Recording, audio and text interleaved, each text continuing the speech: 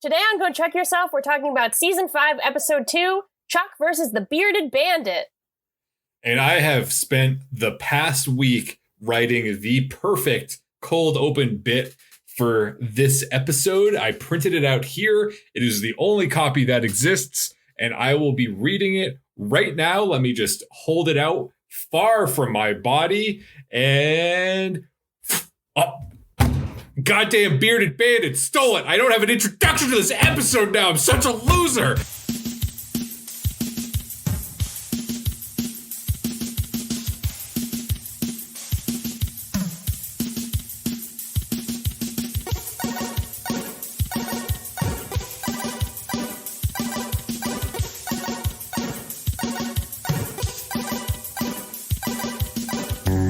Well, that took a weird turn. Hello. You're listening to Go Chuck Yourself. My name is Chris Gillespie. My name is Erin. I don't have any printed materials for this show. Everything is digital. That's because I'm afraid of someone coming up and stealing something, someone ripping something out of my hands. I can't allow that to happen. So I have a dozen backups of everything that we do for Go Chuck Yourself. I have multiple Word documents. I have multiple audio files. I have many external hard drives. Go Chuck Yourself is the most secure property on the internet. And that's a challenge to you. If you think you can hack Go Chuck Yourself, do it. Oh, please don't hack Go Chuck Yourself. We are not capable of fending off hackers. This week, we are talking about Chuck versus the Bearded Bandit, which is the second episode of Season 5. Before we started recording, Erin pulled me aside and told me that this is her favorite episode of Chuck. I think it's kind of a weird episode to be your absolute favorite, but she was very insistent that this is the one. I love it so much. Sort of like how you feel about U2, where they're like touching your soul. I feel like this episode, like the Bearded Bandit really touches me, like in an intimate way. This is good. I had said something non-ironically to Erin before we started recording. This is not a joke, where I did say something along those lines about U2's music. And because I did this bit against her, she has used that against me as a weapon, which I deserve. I don't think it's that weird. Like, U2 is a very emotional band. Like, we've been talking about U2 in the context of emotion, in the specific context of the trailer for Sing 2. Right, correct. Which, please tweet at us if you agree with this, or if you haven't seen the trailer for Sing 2, like, go on YouTube right now and pull it up, and tell us that you don't cry. Because neither of us have seen Sing 1. I don't think either of us had any interest in seeing Sing 1 or Sing 2. Like, devoid of the context of this trailer, when I see a poster for Sing, which happens a lot here in LA, I don't have any reaction. I don't know anything about Taron Egerton's character or Reese Witherspoon, who plays, I don't remember what her character's name is. There's big character posters around here. But seeing this trailer, I legitimately cried. It was the most emotionally manipulative thing I've ever seen, and I think it's because they were playing U2. I got choked up because it was U2, so I figured that, like, well, I'm a freak. I'm pathetic for this happening.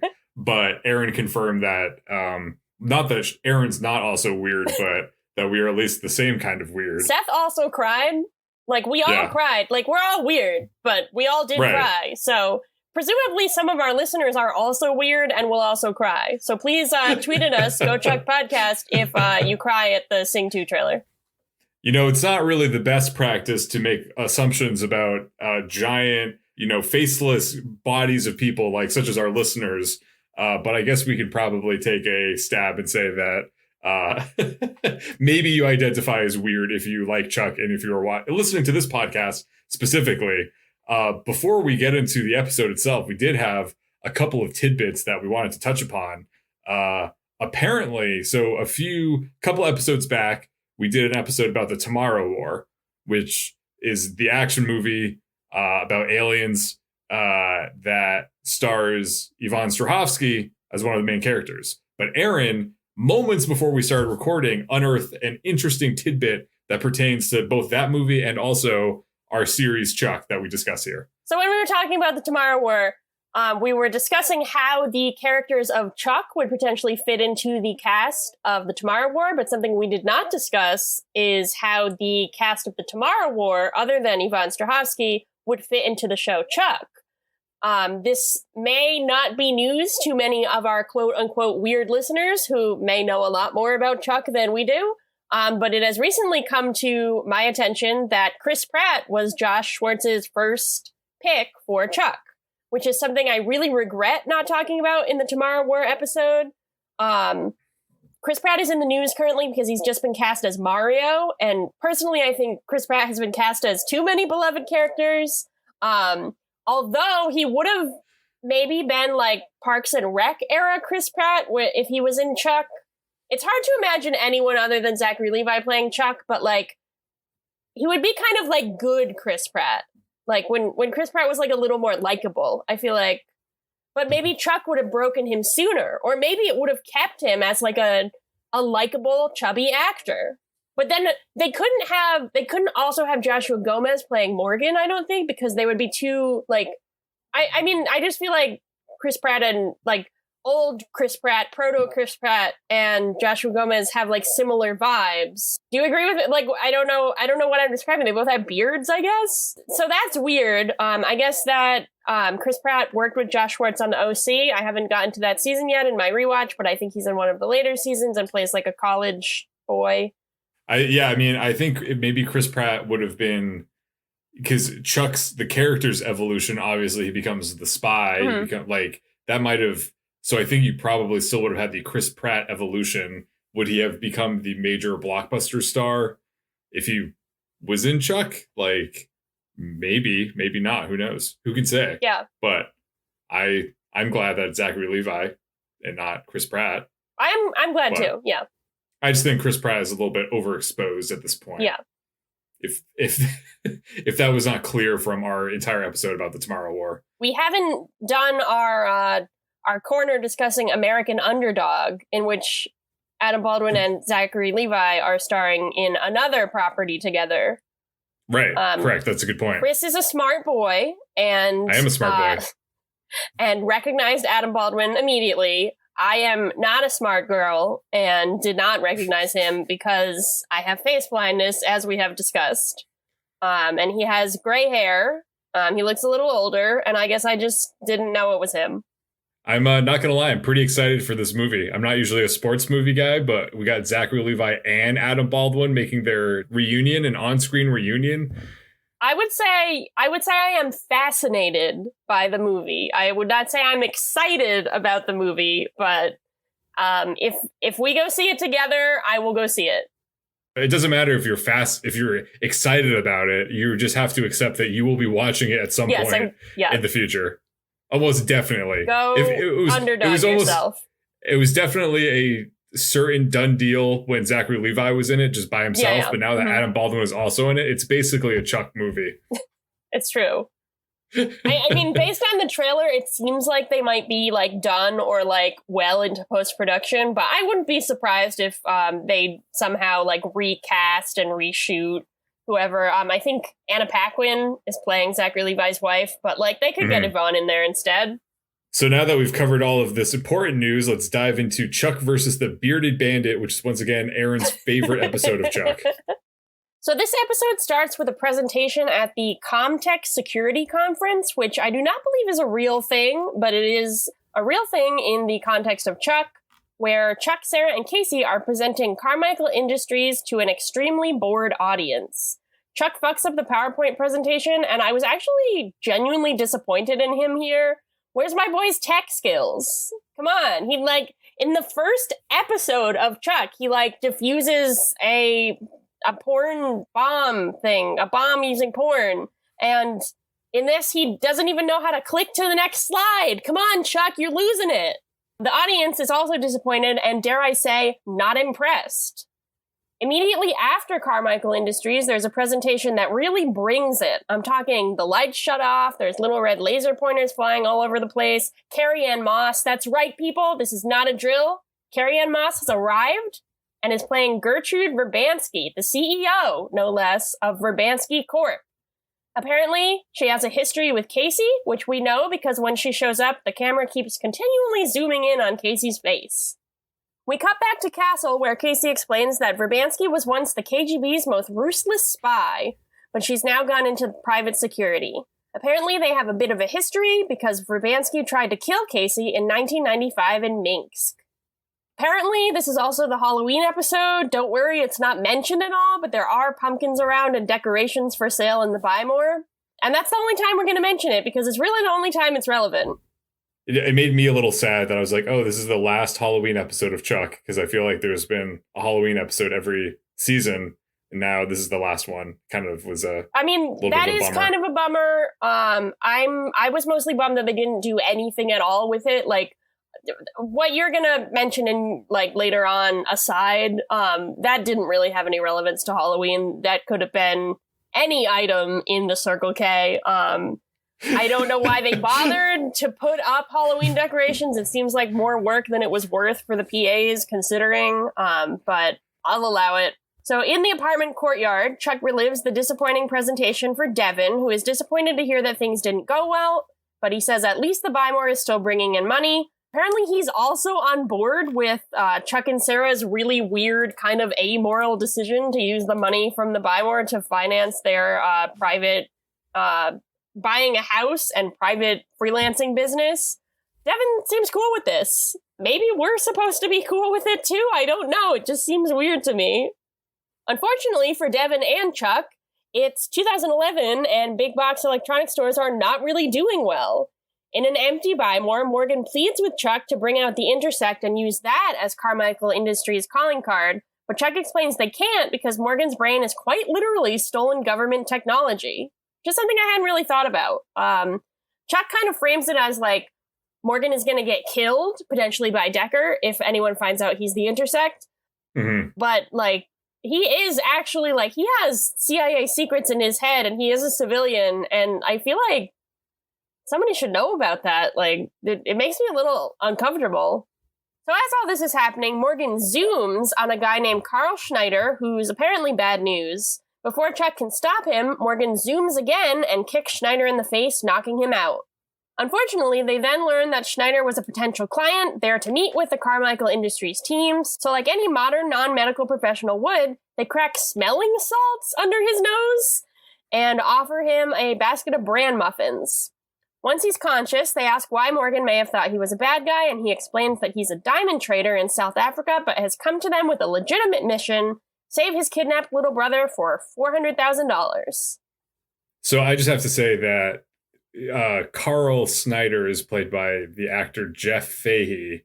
And a little bit of trivia that is not actually, I don't think it's actually on IMDb. This is just a connection that I made with my own brain after doing my own research, is that Jeff Fahey starred in a movie from the 90s called The Lawnmower Man, which you may be familiar with, listener. I was not familiar with beforehand, but upon researching this movie and watching the trailer for it, I realized that The Lawnmower Man is a movie about someone whose brain is corrupted by a supercomputer, and they get all these extra powers from the supercomputer that is corrupting their brain. So that's kind of like the Intersect and what's happening with Morgan in this episode. So I feel like this was some pretty geeky stunt casting once again here at Chuck. Carl Snyder, you wouldn't think that he had some kind of intertextual relationship with Chuck, but I think that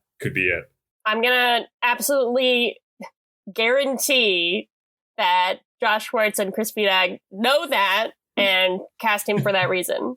I am 99.999% sure that that is correct. I'm picturing them listening to this right now, sitting in their mansions, and they're like, finally, someone gets it. Erin and Chris are getting too close for comfort. They're going to unravel this whole thing. That's true. Chris Fedak does have it in for you. I think we established in a previous season, so watch your back. So with a new mission on the books, Sarah encourages Chuck to take on some more responsibility, specifically for Morgan, who's turning into a little bit of a loose cannon and may just need a handler. Chuck heads to Morgan's office at the Buy More to discuss it, and we learn that our best friend Alex is in this episode, or just her picture. Too bad. Morgan seems into the idea of Chuck being his handler at first, but before they can discuss it too much, Big Mike returns from what was apparently his honeymoon in Hawaii. He's also noticed that business is slow and has a plan to fix things with his groovy 70s commercial. Chuck and Morgan aren't convinced and suggest that they might need a fresh face and a fresh take, and Big Mike is a little hurt. Meanwhile, Casey probes the apparent compound that Snyder's brother is being held at. He does this by pretending to be a hapless southern duck hunter in what appears to be a cliff in Malibu. And I don't know who he thinks he's fooling. I mean, I guess he fools these guys because they're pretty stupid, but I don't know that duck hunting is legal, like, in the residential areas of Malibu, California. That's another question for our listeners. If you're familiar with Malibu County's hunting laws, feel free to write in and let us know. Down in Castle, Sarah gets a call from Verbansky Corp. We know because it says right on her phone. And I don't know, like, again, what is with these caller IDs and Chuck? They're just so specific and know things that, like, this is the first time Sarah's spoken to them. She hasn't, like, saved their number. This is wild. The next scene is Sarah actually in Verbansky's office, where Verbansky has Casey's gun on display, much to Sarah's chagrin. Verbansky says she wants to hire Sarah for a job opening, but Sarah suspects this is really just a ploy to get Casey, and she walks. But not before calling Verbansky a tacky-ass bitch. Those words exactly. Sarah declines to work for Verbansky because they know that it's not legal to have two people who are that hot working for the same company. Okay, you're also attracted to Carrie Ann Moss? I was like, wow, she's like really good looking and is like better looking than almost everyone on Chuck besides Yvonne. Yes, so. I would agree with that. I feel like it's so interesting, like, I mean, she's seated as a love interest for Casey, obviously. So you would have to assume she's, like, supposed to be a similar age to, like, Chuck's parents, maybe? Which I would say she's definitely, as an actress, younger than Scott Bakula. But I would say, like, because, like, is Casey supposed to be, like, Chuck's parents' age, sort of? Or, like, younger?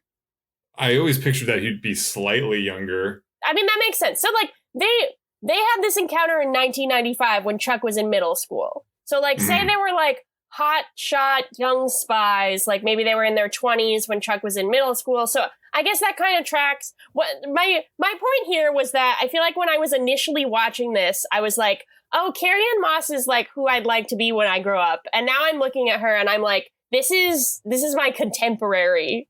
I think she's still older in the show than you are currently. I still think you have plenty of time to grow into being Carrie Ann Moss. Okay, well, I'll work on it. I don't know if I would refer to her as your contemporary. She is my contemporary. She is. She's younger than my mom, so that's. So by default, she's your contemporary. Yes. I saw this earlier too. She's like, what, like in her 50s? Yeah, she's 54. So yeah, there's a little bit of an age gap between you two. Just a little, just a small one. This was 10 years ago that this was filmed roughly, so she would have been 44 when she was in Chuck. Well, she looks great. I mean, she also looks great now. We saw her in Jessica Jones. So maybe that's what I'm responding to, is that she looks older in Jessica Jones than she does in this show that was filmed roughly 12 years before Jessica Jones, but I don't know if my math checks out there. Not at all. I want to offer another little fun casting tidbit. Carrie Ann Moss, little known fact, was in a little property called The Matrix, which was a well-known science fiction film. I was thinking to myself when she showed up on screen, like, I can't believe that Chuck's never made a reference to The Matrix. And then I thought about all of the season 4 finale. So yeah, but now there's another Matrix reference just existing with Carrie Ann Moss, and I would say that I'm really happy to see her, even though she's playing a bit of an antagonist at the moment. Chuck and Morgan are at a convenience store picking up a frozen dinner for Casey. We don't really understand why they're doing this. There's no explanation or like a previous scene explaining like Casey, like showing Casey being like, go get me a dinner. Yeah. But they're at this convenience store. It's a Circle K. They're at the Hungry Man section of the frozen dinners, which I was like, Casey would be a hungry man. Yeah, he would. I'm usually a hungry man, but I've never actually had the Hungry Man branded frozen dinner. They're a real dad dinner. Yeah, they just look they look so sad. They're like advertised to be like this cool, manly, like, you're the hungry man, this will feed you. But then you look at it and you're like, I don't know, it's just kind of condescending that they have to market it like, ooh, who's a little hungry man? Are you a little hungry man? You want this little... If you purchase one, you are contractually obligated to do like, here comes the airplane to yourself. Who wants a little frozen Salisbury steak? Anyhow, so Morgan is complaining about not getting to use the intersect more often and says that for the first time in his life, he feels as cool as Chuck, but he can't act on it. Fortunately for him, an armed robber enters the store at that exact moment and holds the cashier at gunpoint. Because if you're watching a movie or a TV show and two characters are at a convenience store, you can almost guarantee that convenience store is going to get robbed because there's no other reason for any other scene to take place in a convenience store. Well, it actually, it happens in everything, but, this scene is literally verbatim in Shazam. I was going to say Shabam. It is. Shabam! But, honestly, if you, cut out the audio and, just put in the audio from Shazam, I think it would match. Listeners, another challenge. We're asking a lot of you this episode, but get on it. Morgan is ecstatic about this, and in case we haven't mentioned it, this episode takes place at Halloween, and this is the convenience store that I was referring to earlier. This is a Circle K that fucking loves Halloween. It does, yeah. The Circle K has better Halloween decorations than Tim Burton's house. It is the most decked out display of Halloween. This episode aired on November 4th, so I'm wondering that's kind of like why maybe it was like a Halloween episode, but not super Halloween. Yeah, it's like post-Halloween. But what the convenience store is selling Halloween costumes and things, and one of the things that they're selling is like a Zorro mask. Like, I don't know how you really refer to it. That's probably a good way of describing it. It's like an eye mask, like a raccoon. So, you might say like a bandit mask. Oh, that's a good way to describe it. I'm going to write that down. Morgan grabs one of those from an end cap and says that it's time for the Bearded Bandit. He makes a deep Batman voice, and Chuck tries to talk him out of it, but it's too late. Morgan has already zoomed, and he's gone. He charges at the robber and roundhouse kicks him in the face, knocking him down. The cashier is grateful but concerned when Morgan introduces himself as the Bearded Bandit because, as Chuck said before, bandits are criminals, so why would he call himself the Bearded Bandit if he was going to be a hero? As this is happening, the actual gunman stands back up and aims at Morgan. Morgan is stunned and doesn't know what to do, and the gunman fires, but Chuck leaps out and pushes the gun towards the air so the bullet narrowly misses Morgan's stupid face. Morgan celebrates and says that he and Chuck should become superheroes. Just as the police pull up outside, Chuck says that he's the worst handler in the world, and the two flee the crime scene. The next day, Sarah and Casey confront Chuck with a newspaper article about the Bearded Bandit. They're not angry at Chuck, just disappointed. They tell him that he needs to get his act together as a handler because Morgan could have gotten himself killed the other night. Chuck acknowledges this and says that he's a bad handler despite having been a handler for 10 different people in past episodes. Chuck has been a handler more frequently than Sarah and Casey have been handlers for Chuck. Chuck has been the handler for a guy that the crazy guy in the first season, for the nerdy guy. Yeah, in that second season. The one that you hated, the Nacho Sampler? Nacho Sampler guy, didn't like him. He was also a handler for Vivian Volkov. That's true. Mm-hmm. Chuck has been a handler multiple times. This is a plot point that we've done, but Chuck is acting like this is the first time he's ever been tasked with handling someone. So, despite that, Casey and Sarah tell Chuck that they found where Wesley is being held. That's Carl's younger brother, and they're ready to make moves, but they need to get Morgan in line first. So out in the courtyard, Chuck tells Morgan that he needs to stay in the van. Morgan is upset that Chuck is not advocating for him to have more responsibilities on the team. Chuck explains that he's just trying to protect Morgan because he obviously needs it, but Morgan doesn't want to hear it. At the Buy More, the film shoot for the new commercial is in full swing with Big Mike as the director. Jeff and Lester pull their usual stunts, and Big Mike says, in what might be the greatest line of the entire series, "Man, I am so over this whole Jeffster thing." To which Lester says, "Me too." I was thinking you were going to comment on that one. I loved it. This whole scene was a treat because the next shot is of Fernando, played by friend of the show, Jesse Hyman, eating an ice cream cone. It was great. And it was nice. We saw him. We saw Skip Johnson. It was really magical. Right. And this pushes Big Mike past his breaking point. He can't take anymore. He calls cut and addresses the entire Buy More staff, saying that they're all disappointments and that they need somebody sexy, like he was in the 1970s, to be in their commercial. But because it's the Buy More, they don't have anyone on their crew who's sexually appealing to both men and women. Who should enter the store at that very moment? Why, it's Captain Awesome himself. Big Mike knows what he must do. And I appreciated this because, Devin comes into the store and he kind of gets the pretty girl entry into the Buy More. I wrote the Sarah Walker treatment. He gets the fan blowing on him. He's walking in slowly. Yes. And I was like, what? We've had a nice subversion. It's a nice subversion, but it's also Devin has been kind of like in dad mode recently. We haven't really had any good reminders of Devin is very hot. And I was like, this is refreshing. Devin is very hot. I'm glad that we're acknowledging that Ryan McPartlin is an exceedingly good looking human being. Outside of the Buy More, Team Bartowski stands at the foot of a mountain. They look up and see the mansion where Wesley is being kept. Their plan is to scale the cliff to get into the mansion, but they aren't confident in Morgan's ability to climb, so they make him stay in the van. After bringing him out of the van just to show him what they'll be doing, there's no reason for Morgan to have left the van, but they're like, this is what we're doing. Now go back in the van. Chuck belays Sarah? That's what the term is, right? Belays? Sorry, Yes, that's that. I mean, that's. Are you looking at pictures of Ryan McPartlin modeling? And what he's apparently in an Avril Lavigne music video where he plays a man who's cheating on his wife with Avril Lavigne. Whoa. With his babysitter, maybe. So that's what I was doing. But belays sounds correct. Yes. So Chuck is belaying Sarah as she starts scaling the cliff, and Casey uses a special gun to launch metal handles into the rock face. They say the name of this later in the episode, but I didn't recall it, but it's pretty cool. It's a neat little gadget. So he's constructing a path for Sarah up the cliff. As Sarah climbs, she calls Casey on a private line to tell him about her meeting with Verbansky. Casey wants to know why, and Sarah says that she thinks Verbansky was trying to use Sarah to get to Casey, and that she has Casey's gun on display in her office. Casey's intrigued by this, so much so that he forgets to shoot Sarah another handle, and Sarah starts to lose her grip. Casey snaps out of it and shoots another handle just in time, saving Sarah.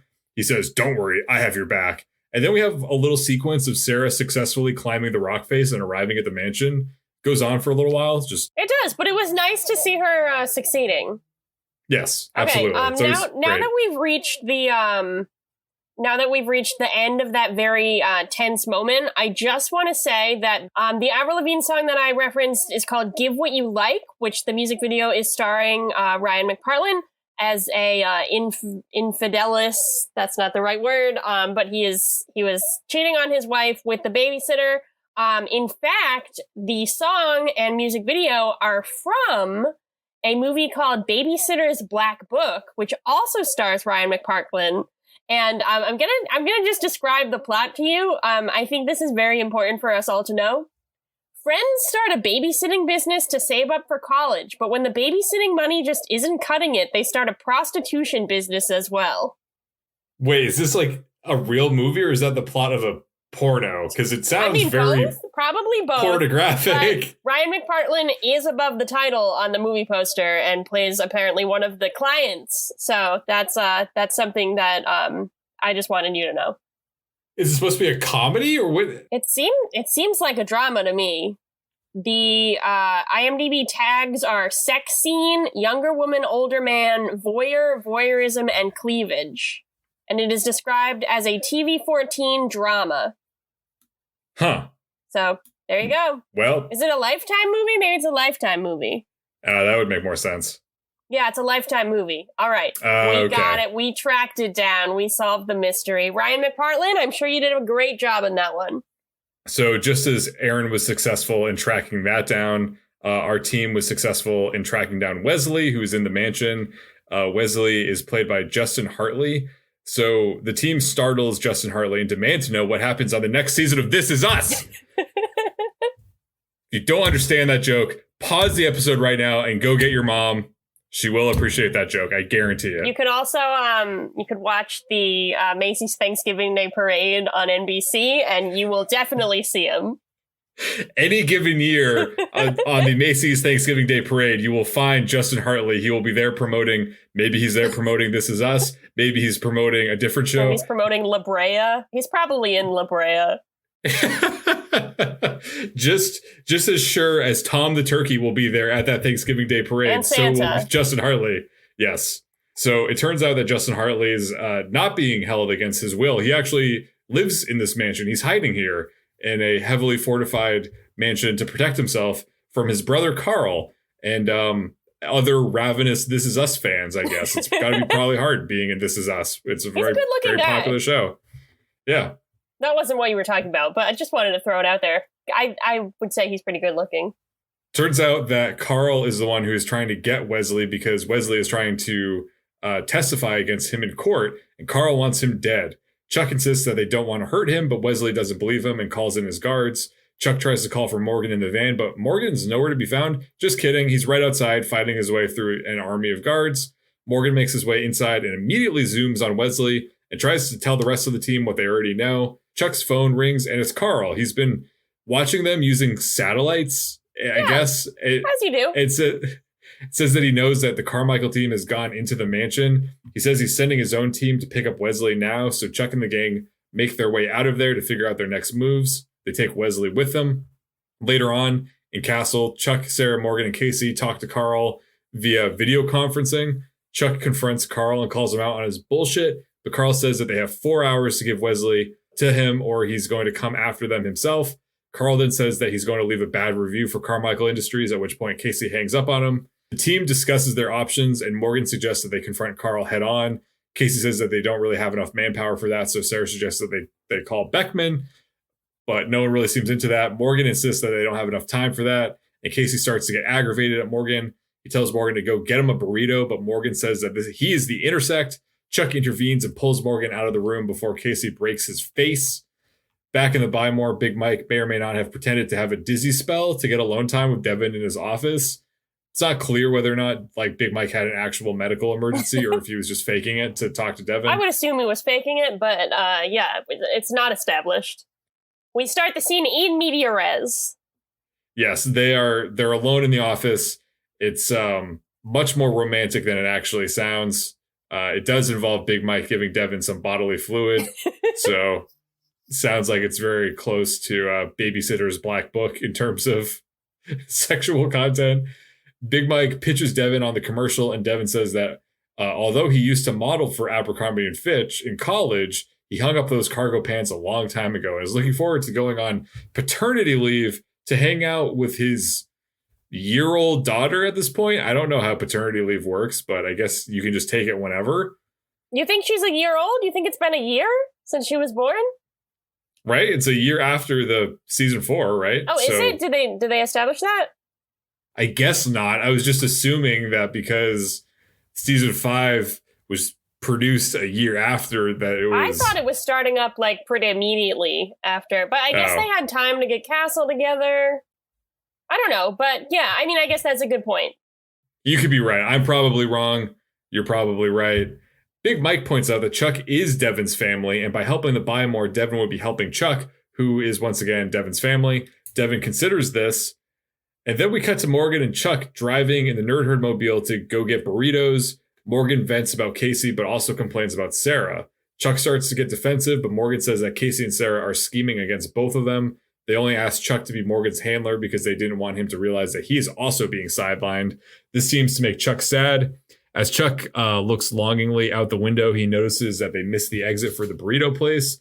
Morgan says that they're not going to the burrito place. They're going to Carl's headquarters, and the two of them are going to take down Carl on their own. Chuck says he's going to call Casey and Sarah to help, but Morgan says that they'll just sideline them again. Once they arrive at Carl's, Morgan starts loading up the trank guns, and Chuck tries to talk him out of it. He says he knows what it's like to have the intersect for the first time, and it's overwhelming. But Morgan doesn't listen to him. He says that Chuck is a hero with or without the intersect, and they can take on the mission, just the two of them. Just like Batman and Robin, or in this case, Batman and Batman. Morgan says that he needs Chuck's help, hands him a gun, and then runs into the building. Chuck hesitates and calls Sarah to tattle on Morgan. Sarah tells Chuck not to go in after Morgan, but Chuck doesn't listen because he says that he's Morgan's handler and he needs to protect and support him. So Sarah and Casey have to drop everything at Castle and come to their immediate rescue.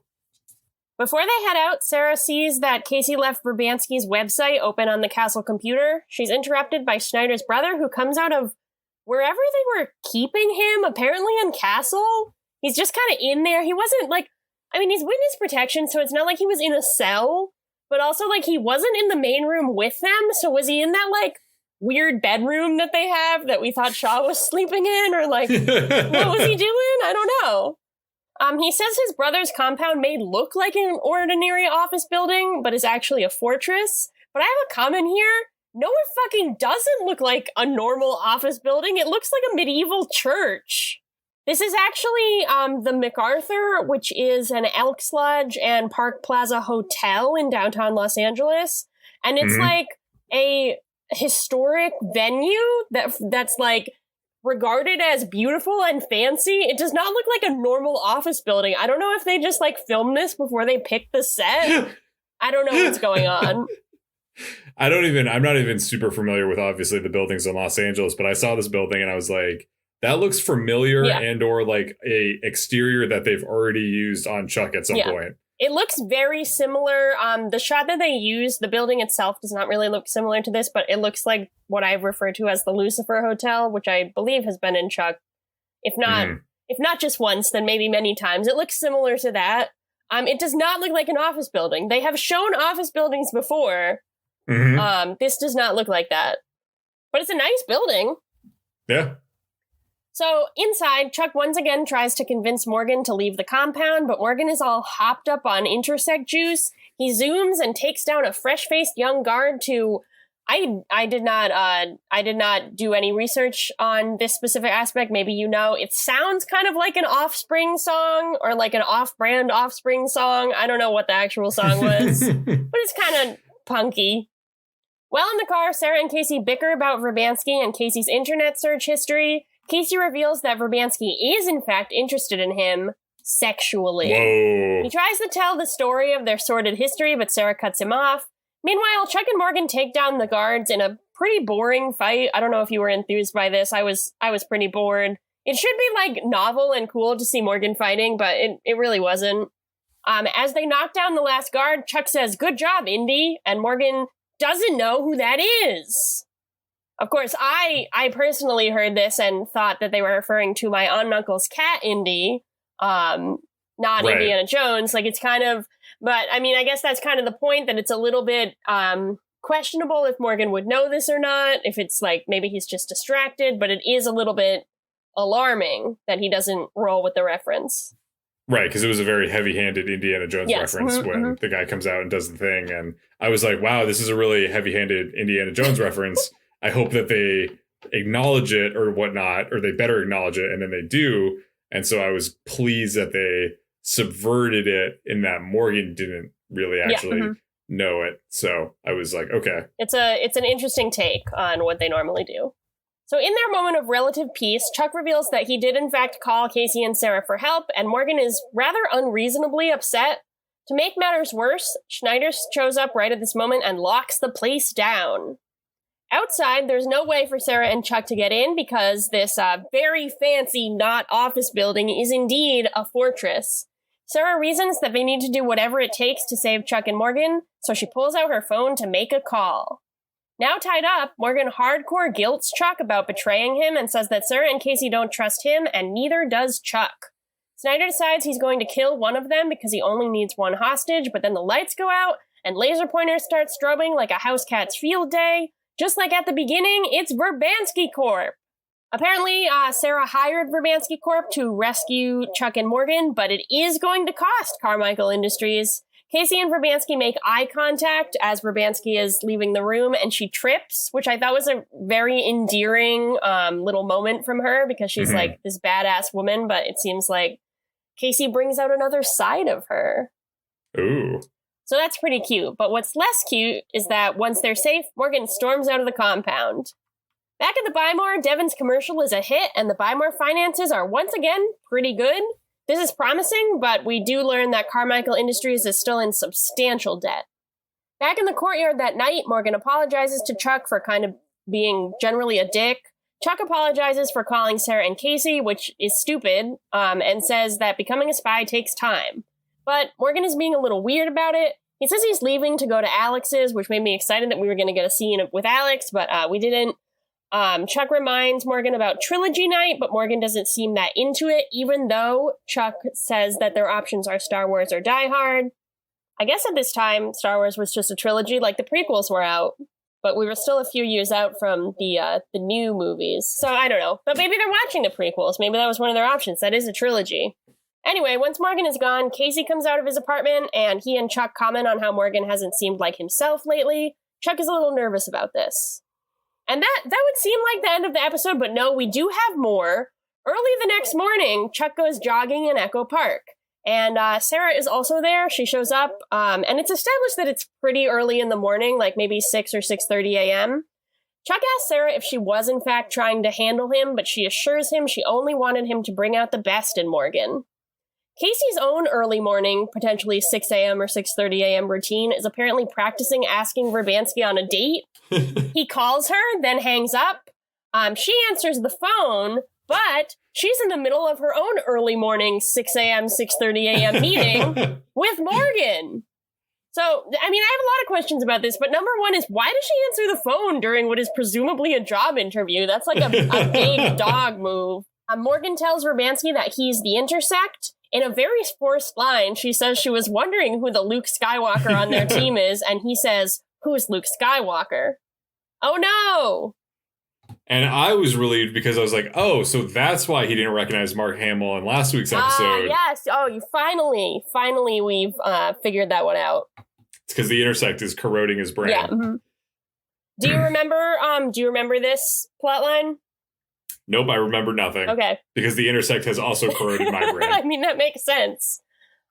We've established many times that I watched season 5 most recently of the seasons, like before we started our rewatch. So this is all very fresh in my mind.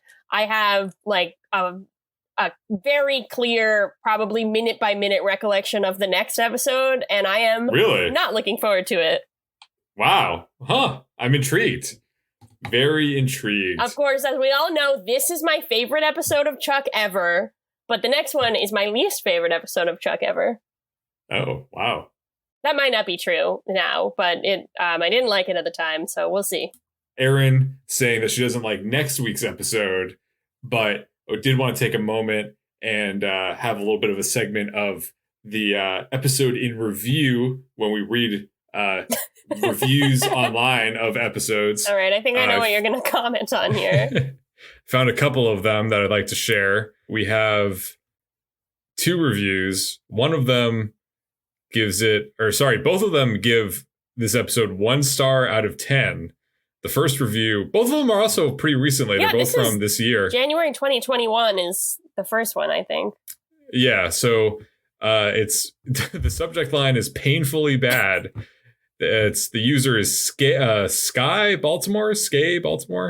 This is hands down the worst episode ever. And that category is getting increasingly crowded. Ooh. In addition to this series' other shortcomings, like the wretched writing and directing, it's become painfully clear that Zachary Levi cannot act to save his soul.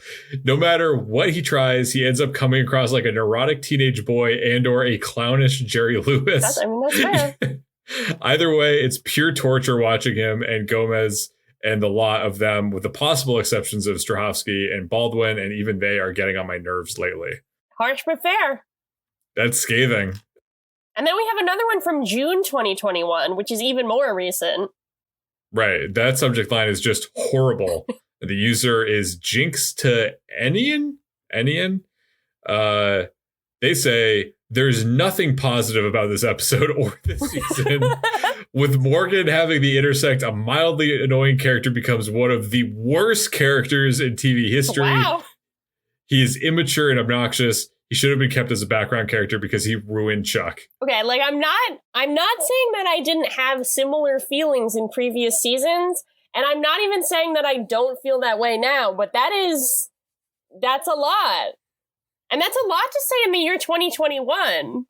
Like, if you were having the opinion that, like, Morgan ruined Chuck, like, as Chuck was airing, but, like, I'm curious about the people who are, like, newly getting into Chuck. Is it funnier if it's someone who has recently been watching all of Chuck and is just like, I need to make my comments known, even though it's, like, 14 years after the fact?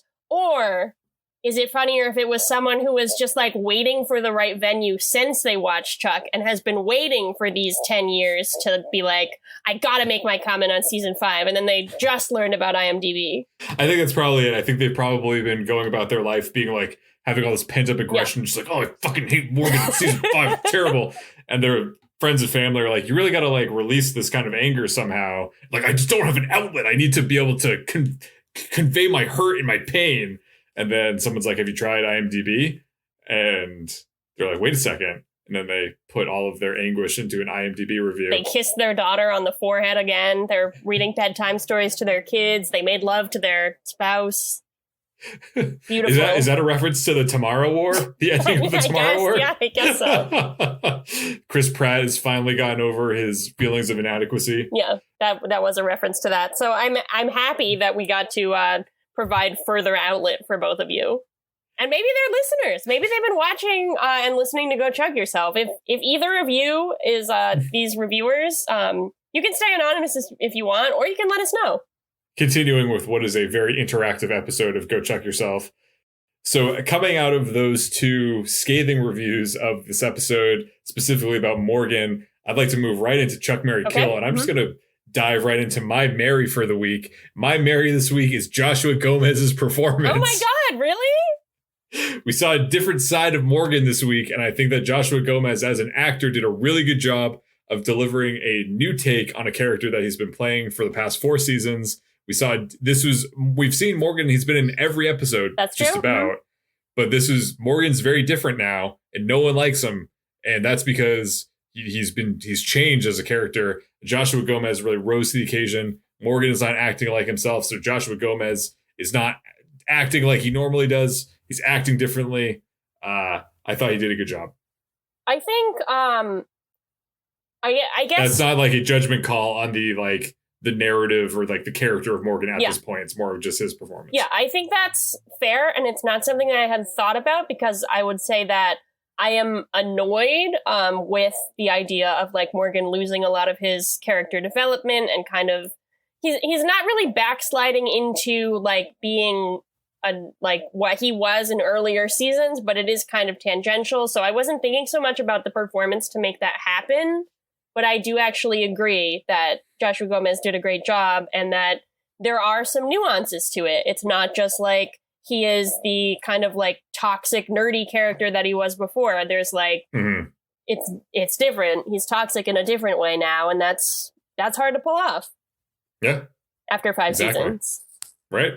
What would you like to marry? I would like to marry something much smaller. It's one of Casey's lines from earlier in the episode where he is describing his encounter with Brabantski. He says that she made a nasty scar right over one of his favorite scars, which is kind of a typical Casey, like, vaguely throwaway, just like line that he spouts off that's kind of like masculine and weird. And I really like the idea that he has favorite scars, and that it's not like she ruined one of his tattoos that he paid for. It's like he had a scar that he liked. And I just like that idea. And I like that it's not really remarked upon. He just says it.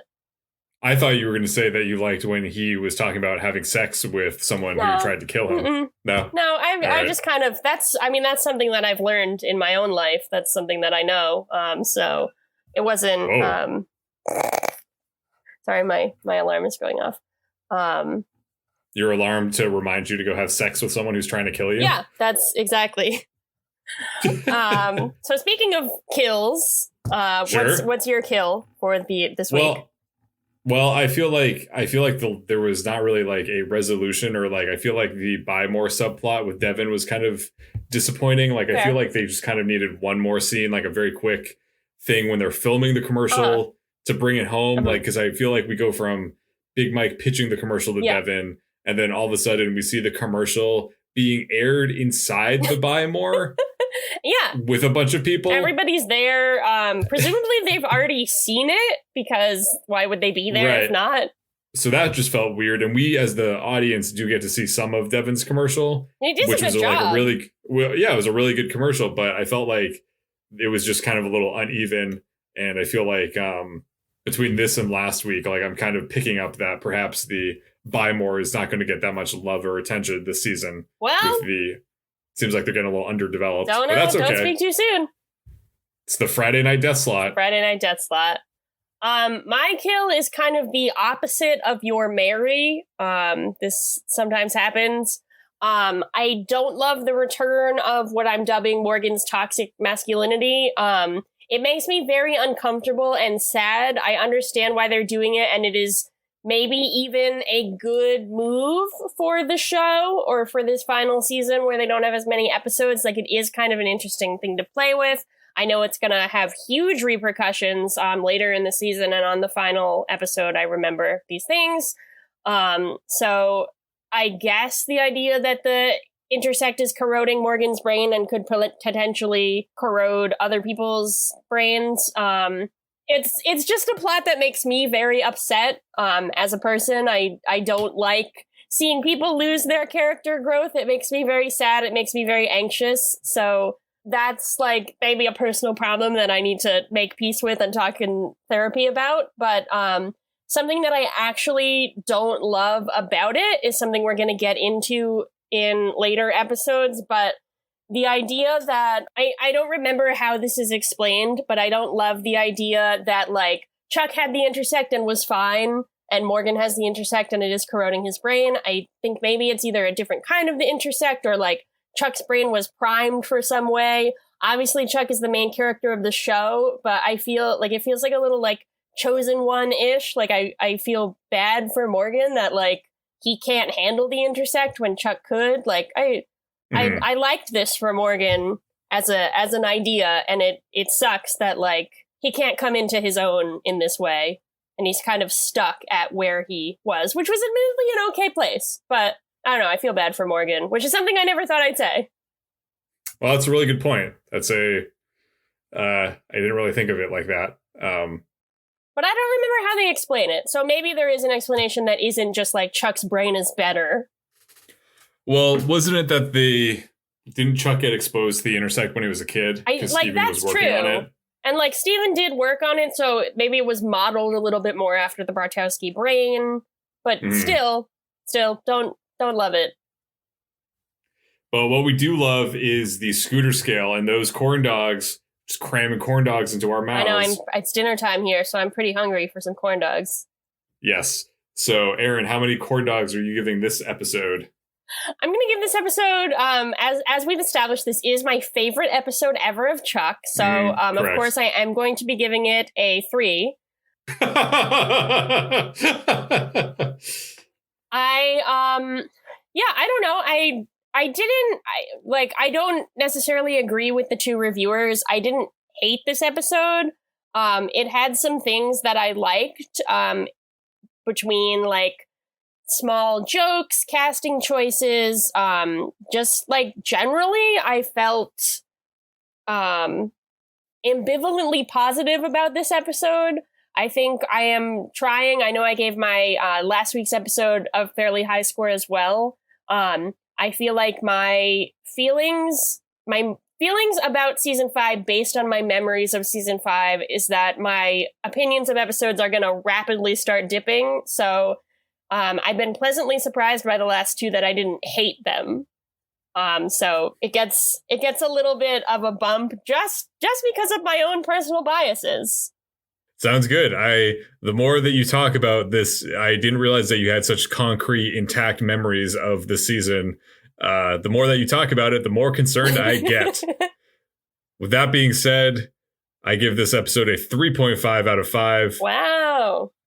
So I thought this was a solid episode. Thought the tension between Chuck and Morgan was good, as well as the tension between Morgan and Sarah and Casey. The twist with Carl and Wesley was also pretty solid. The rock climbing scene was visually interesting. It was different from anything we've seen thus far in Chuck. I also appreciated the season return of Big Mike and Devin, and they were working together, no less. I know. We don't get a Big Mike Devin combo. The introduction of Verbansky was also fun. I enjoy how she and her company factored into the main plot, but also Casey's, sex life, I guess. So thinking about it, Casey would have had a tryst with Verbansky after Alex was already conceived. Yeah, he didn't know about Alex. It would have been because he wasn't a spy when Alex was conceived. He was just like pre-military. Mm-hmm. And I mean, let's face it, dads can have sex too. So even if he did know about Alex, can't stop him, you know? Yeah, he had to fake his death and leave that woman behind. Hey, you got to do what you got to do if you're going to have a chance with Carrie-Anne Moss. Planning to have sex with Verbansky. It was just that she tried to kill him, and then then that was like the perfect moment. So I'm glad that Carrie-Anne Moss is here. I look forward to seeing more of her. I'm intrigued to see how things are going to play out with Morgan going rogue. And I think that there's a little bit the tension between Chuck and Morgan and like kind of challenging their friendship and their connection, which has been a fundamental pillar of the series thus far. Mm-hmm. I think is an interesting way to start the 5th and final season. I think it's a little bit more interesting of a dynamic than, or at least a more interesting source of drama than the like Carmichael Industries has no money and Chuck and Sarah trying to buy a house, blah, blah, blah. I mean, this isn't Two Broke Girls. It's not. This is Chuck. That's what we're talking about. And now, bringing it all home. It's been quite an episode. Erin, what did you learn this week? Well, I wouldn't say I learned this week, but I did. I am aware that sex is really good with someone who just tried to kill you. But since that is not a new lesson for me personally, I also wanted to add that apparently the literal head of Verbansky Corp will just interview anyone off the street for a job opening. So if you're in the market, I think I know a place you can go. And they have their offices at like the Performing Arts High School in Los Angeles. I'll tell you exactly what it is. It's Central Los Angeles Public High School for Visual and Performing Arts. So you can just head there.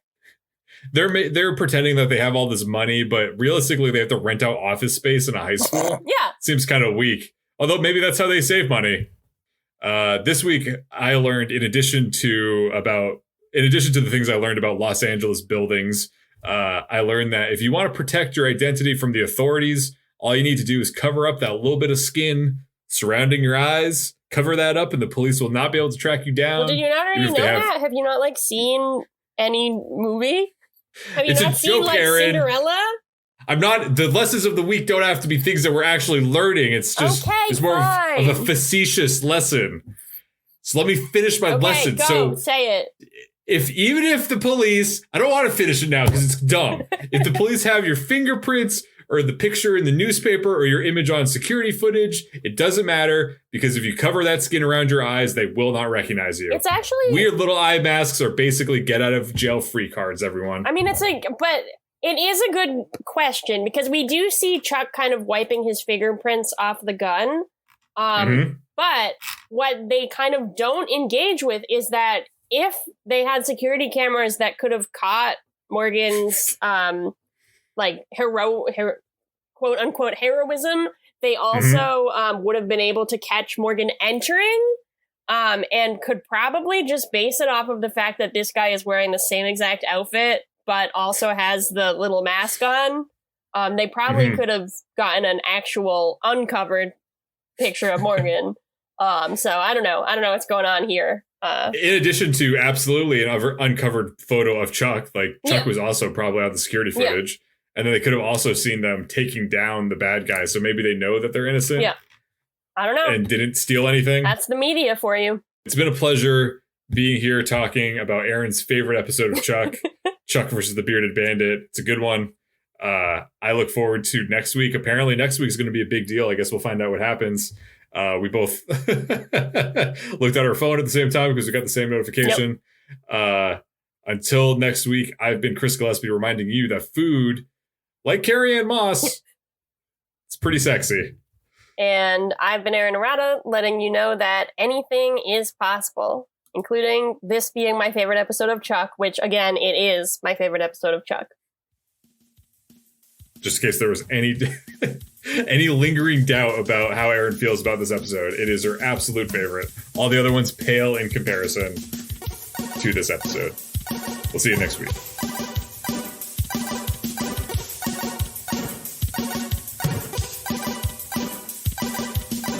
Thanks for listening. As always, a big thanks to the artist Hadakoa and the fine folks at freemusicarchive.org for providing us with our theme song, Warm Up. If you want to drop us a line, you can reach us at GoChuckYourselfPodcast@gmail.com. Don't forget to like and subscribe to Go Chuck Yourself on your preferred podcast platform. New episodes come out every Monday morning, and you do not want to miss a new episode. Thanks again. We'll see you next week. Bye-bye.